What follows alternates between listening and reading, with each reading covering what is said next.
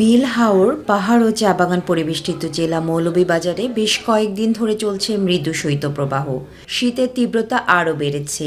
এর সঙ্গে পাল্লা দিয়ে বাড়ছে কুয়াশা আর হিমেল হাওয়ার দাপট।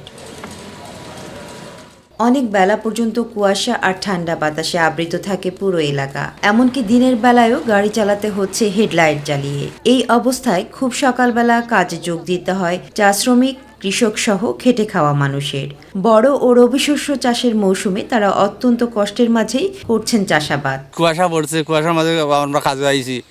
কাজ না করলে তো আমরা খাইতে পারতাম না।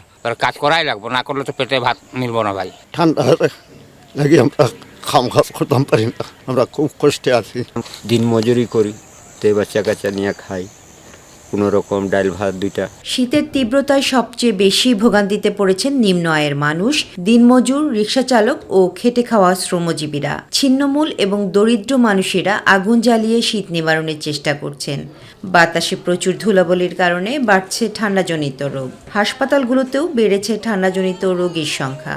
ঠান্ডা লাগছে, 5 দিন ভর্তি, শুক্রবারে ভর্তি হয়েছি। আজকে দেখাইছি কমছে না। অপরদিকে পর্যাপ্ত শীতবস্ত্রের অভাবে অনেকের জন্য এই শীত আরও কঠিন হয়ে উঠেছে। শীতার্থ দরিদ্র মানুষের শীত নিবারণের জন্য জেলা প্রশাসক কার্যালয় থেকে পাওয়া কম্বল বিতরণ করা হচ্ছে বলে জানিয়েছেন এই কর্মকর্তা। আমরা যে কম্বলগুলো পেয়েছি তা বেশ আগেই আমাদের বিতরণ কার্যক্রম শেষ হয়েছে এবং দ্বিতীয় দফাগুলোর বিতরণ কার্যক্রম চলমান আছে। এটা আশা করছি আমরা আজকালের মধ্যে শেষ হয়ে যাবে। তামান্না সাদিকা, মাই টিভি নিউজ ডেস্ক।